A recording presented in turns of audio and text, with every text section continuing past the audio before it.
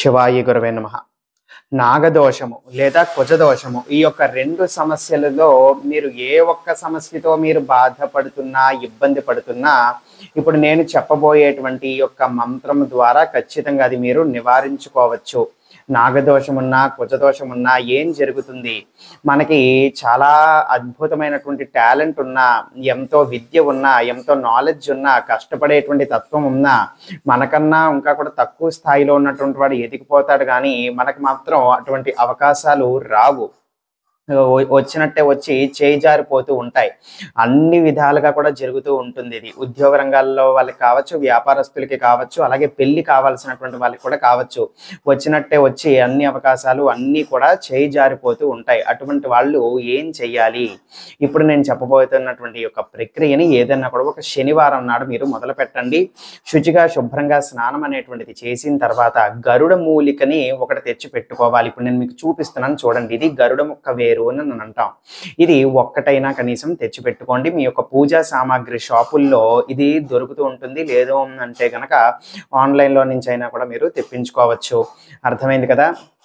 ఈ యొక్క గరుడ ముక్క వేరుని ఏం చేయాలి? ఈ యొక్క శనివారం నాడు స్నానం అనేది పూర్తయిపోయిన తర్వాత మీ యొక్క పూజా మందిరంలోకి వెళ్ళి ఈ యొక్క గరుడ ముక్క వేరుని మీ యొక్క పూజా మందిరంలో ఇప్పుడు దేవుడు పటాలు, విగ్రహాలు ఎలాగైతే పెట్టుకున్నారో అలాగే దీనికి సరిపడా ఒక చిన్న ప్లేట్ వంటిది పెట్టుకుని ఈ గరుడ ముక్క వేరుని ఆ యొక్క ప్లేట్లో ఉంచుకోండి. ఉంచుకున్న దాని తర్వాత దీపం వెలిగించండి.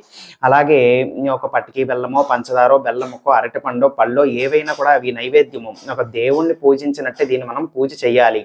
దీపం వెలిగించుకుంటారు. ధూపం అనేటువంటిది వెలిగించండి. ఆ యొక్క గరుడు ముక్క వేరు మీద కాస్త గంధం అనేటువంటిది జల్లండి. నైవేద్యంగా ఏదన్నా కూడా పెట్టుకోండి. చక్కగా కర్పూరంతో ఆరతి అనేటువంటిది ఇచ్చి నమస్కారం చేసుకుని నేను చెప్పబోతున్నటువంటి యొక్క మంత్రాన్ని 1008 సార్లు జపం చేయండి. ఏ జపమాలైనా సరే వాడచ్చు. కటిక నేల మీద కూర్చోకండి. ఏదన్నా కూడా ఒక ఆసనం వేసుకుని కూర్చోండి. అయితే మంత్రం తెలియజేస్తున్నాను వినండి.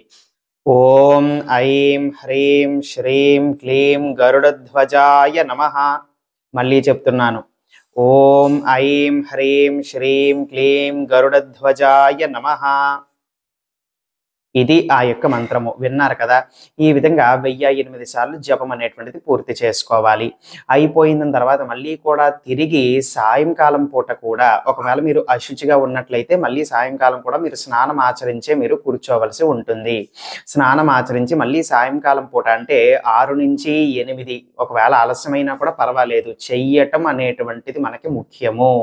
అర్థమైందా? ఆలస్యమైనా కూడా పర్వాలేదు. 6 నుంచి 8లో చేయడానికి ప్రయత్నించండి. లేకపోతే 8 నుంచి 9 మధ్యలో మీకు ఎప్పుడు వీలైతే అప్పుడు ఈ యొక్క పూజ చేసుకున్న తర్వాత అప్పుడు మీరు ఆహారము లేకపోతే పలహారము, భోజనం అనేటువంటిది అప్పుడు చెయ్యండి. పూజ పూర్తయిపోయిన తర్వాత తినండి.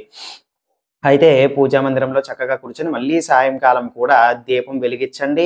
ఒక 2 పువ్వులు ఏమన్నా ఒకవేళ ఉంటే ఆ యొక్క గరుడు ముక్క వేరు మీదన పెట్టండి. అతనికి నమస్కారం చేసుకోండి ఆ యొక్క గరుడు వేరుకి.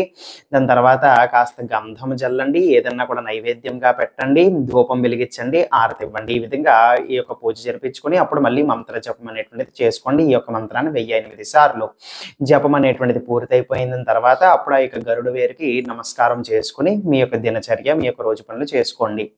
ఇది ఈ యొక్క ప్రక్రియ. ఈ విధంగా వరుసగా చెప్పబడినటువంటి నియమం ప్రకారము ఏదైనా సరే మనకి అద్భుతంగా పనిచేసి ఫలితం రావాలి అంటే 41 రోజులు మండలం దీక్షగా నిర్ధారించబడింది. కాబట్టి 41 రోజుల పాటు ప్రతిరోజు కూడా ఈ విధంగా చేయడానికి ప్రయత్నించండి. అప్పుడు ఎటువంటి ఇబ్బంది, సమస్య లేకుండా 41 రోజుల పాటు ప్రతిరోజు ఈ విధంగా చెయ్యగలిగితే నాగదోషము మీకు ఉన్నా, కుజదోషము మీకున్నా అవి నివారించబడతాయి. ఆ యొక్క దోషాలు మీకు తొలగిపోతాయి. అర్థమైందా? తద్వారా ఆ యొక్క దోషాలు తొలగిపోతే మీకు వచ్చేటువంటి అద్భుతమైన శుభ ఫలితాలు అనేటువంటివి మీరు ఆస్వాదించగలుగుతారు, అనుభవించగలుగుతారు. అర్థమైందా? సర్వే జనా సుఖినో భవంతు. శివార్పణమస్తు.